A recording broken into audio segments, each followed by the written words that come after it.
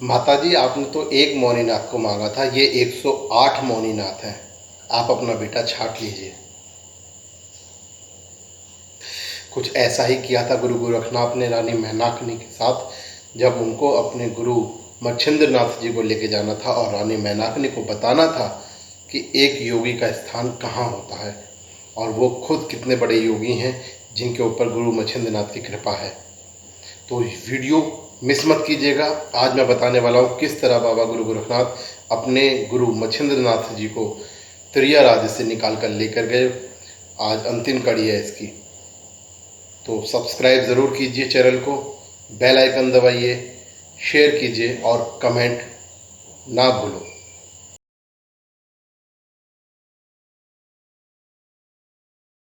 जय गुरु गोरखनाथ, जय हो बागड़ वाले की, जय हो नीले घोड़े वाले की, धाम आहार की जय, गोगा मेडी की जय, जहारवीर गोगा जी महाराज की जय। दोस्तों, स्वागत है आपका आपके अपने चैनल चेला गोरख का, जहाँ हम गुरु गोरखनाथ की महिमा के बारे में बात करते हैं, उनकी शिक्षा, उनके उपदेशों की बात करते हैं। हम इससे पहले की कड़ियों में जब बाबा गुरु गोरखनाथ की जीवन गाथा की बात कर रहे हैं, तो हमने बाबा की कथा बताई कि जब वो अपने गुरु को लेने के लिए त्रिय राज्य में गए तो किस तरह गए। इससे पहले की वीडियो में हमने त्रिय राज्य में घुसने का तरीका, हनुमान जी से युद्ध का तरीका के बारे में हमने इसमें बात की, और चेत मच्छिंदर गोरख आया। हाँ जी, याद होगा आपको, थाप बजाई थी बाबा गुरु गोरखनाथ ने कि जाग मच्छिंदर गोरख आया, उसके बारे में बात की। तो ये तीनों वीडियो का जो लिंक है मैं आपको नीचे डिस्क्रिप्शन में देता हूँ। अगर आप नए हैं, आपने पहले ये वीडियोस नहीं देखी हैं, तो उस कहानी को जानने के लिए इन वीडियोस को ज़रूर देखिएगा। उसका चौथा पार्ट, लास्ट पार्ट है आज, कि बाबा गुरुनाथ अपने गुरु मच्छिंद्रनाथ को कैसे लेके गए। अंतिम कड़ी आज मैं आपके सामने पेश कर रहा हूँ यहाँ पर, तो ध्यान से सुनिएगा, बहुत आनंद आएगा। बहुत ही प्यारा पहलू है, बहुत ही अनछुआ पहलू है, बहुत ही अच्छा पहलू है बाबा गुरु गोरखनाथ की चमत्कारिक विद्याओं का। रानी मैनाकनी के एक मोह जाल को तोड़ने का तरीका आज आपके सामने पेश किया जा रहा है। जब बाबा गुरु गोरखनाथ पकड़े गए तबला बजाते हुए एक स्त्री के वेश में, और रानी मैनाकनी ने उन्हें पहचान लिया तो उनको रोक लिया। बाकी रानी कलंगा उसको बहुत सारा धन देकर वापस भिजा दे, पर उनको रोक लिया और उनसे बोली कि तुम अपने असली रूप में आइए। तो बाबा गुरु गोरखनाथ अपने असली रूप में आए, बोले कि मैं गोरखनाथ हूँ और मैं गुरु मच्छिंद्रनाथ का चेला हूँ माता, मैं उन्हें लेने आया हूँ। तो रानी मैनाकनी भी बहुत समझदार थी, उन्होंने बोला ठीक है गुरु गोरखनाथ, आप आए हैं तो बेटा मैं आपको मिलाती हूँ आपके अपने गुरु से। तो गुरु मच्छिंद्रनाथ से गोरखनाथ जी की भेंट हुई। गोरखनाथ जी ने देखा कि बाबा मच्छिंद्रनाथ एक सोने के सिंहासन पर लेटे हुए हैं, तो गुरु महाराज ने उनके चरण स्पर्श किए और उनको प्रणाम किया।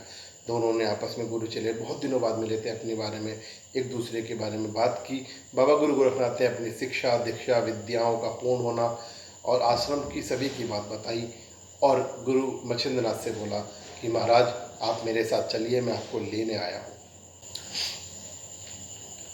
तो बाबा मच्छिंद्रनाथ बोले कि बेटा मैं आपके साथ चल सकता हूँ, पर उसके लिए रानी मैनाकनी का हाँ भरना बहुत ज़रूरी है, उनका हाँ करना बहुत ज़रूरी है।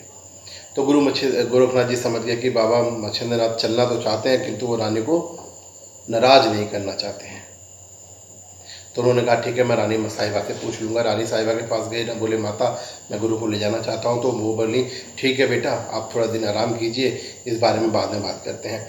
तो रानी मैनाकनी ने उनको एक आराम करने के लिए आराम गाह में भेज दिया, और साथ ही कुछ स्त्रियों को बुलाया, कुछ अपनी साथियों को बुलाया और उनको बोला कि जाइए गोरखनाथ जी की तपस्या को भंग कीजिए, उनको अपने मोह जाल में फंसा लीजिए और उनको रोक लीजिए यहाँ तक कि वो यहाँ से जाए ही ना। बिल्कुल सभी स्त्रियां गईं और उन्होंने गुरु गोरखनाथ जी को तरह तरह से प्रलोभन दिए, उनका कार्य करने की कोशिश की। गुरु गोरखनाथ जी बोले मैं किसी स्त्री से अपना कार्य नहीं कर रहा था, मुझे छोड़ दीजिए।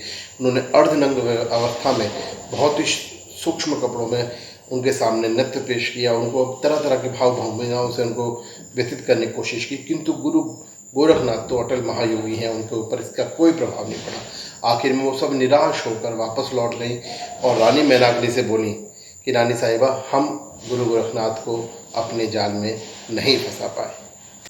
फिर अगली सुबह रानी मैनाकनी, गुरु गोरखनाथ, गुरु मच्छिंद्रनाथ और उनके पुत्र मौनीनाथ, जी हाँ, रानी मैनाकनी और गुरु मच्छिंद्रनाथ के पुत्र मौनीनाथ सब साथ बैठे हुए थे। तो गुरु मच्छिंद्रनाथ बोले कि जाओ बेटा गोरख, एक काम करो, मौनीनाथ को ले जाओ नदी तट पर और उसको अच्छे से स्नान करा दो, उसको धो दो, उसकी सारी शुद्धियों को नाश कर दो।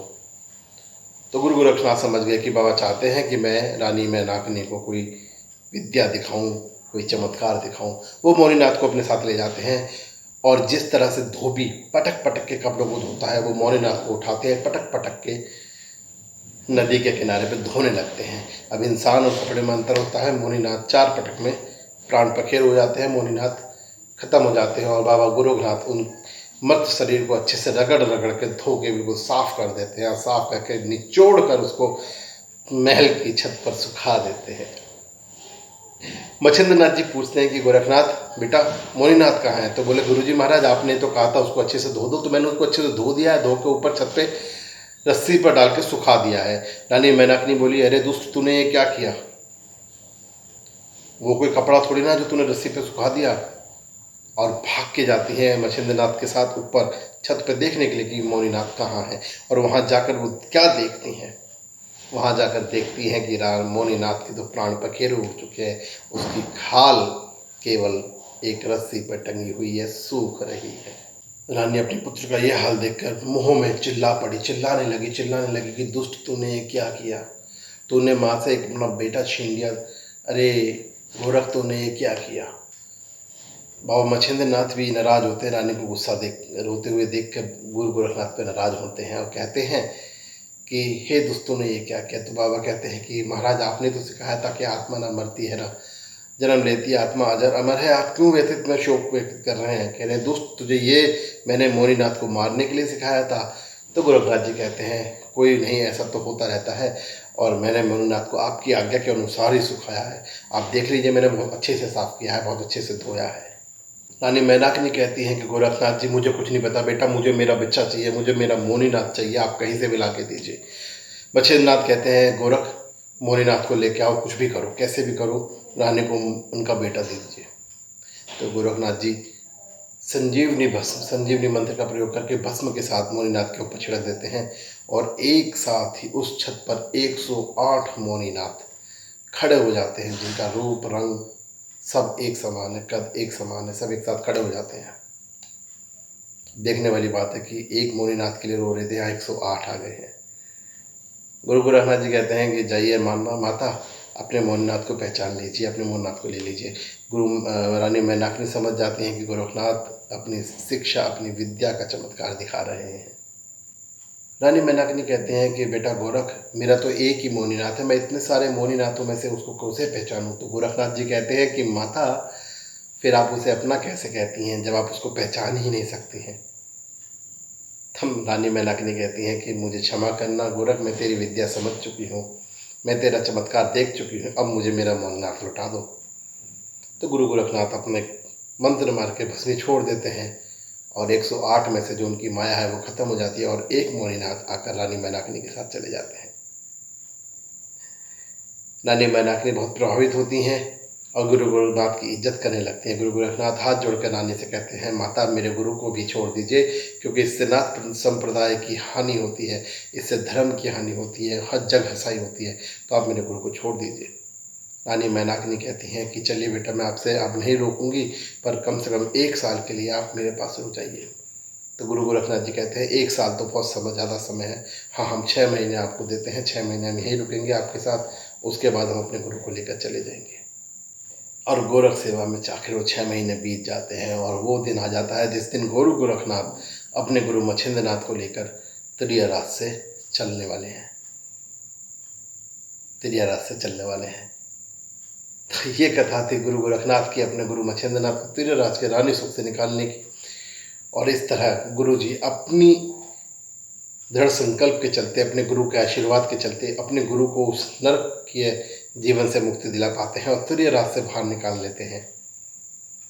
उम्मीद करता हूँ कि आपको ये कथा पसंद आई होगी, कथा अच्छी लगी होगी और इसी तरह आप हमारा सा अपना प्यार मेरे साथ बनाए रखें। इस चैनल को सब्सक्राइब करेंगे, लाइक करेंगे और प्यार अपना बनाए रखेंगे। सभी दोस्तों के साथ शेयर ज़रूर कीजिएगा। इसके आगे कथा अगली वीडियो में। जय गुरु गोरखनाथ।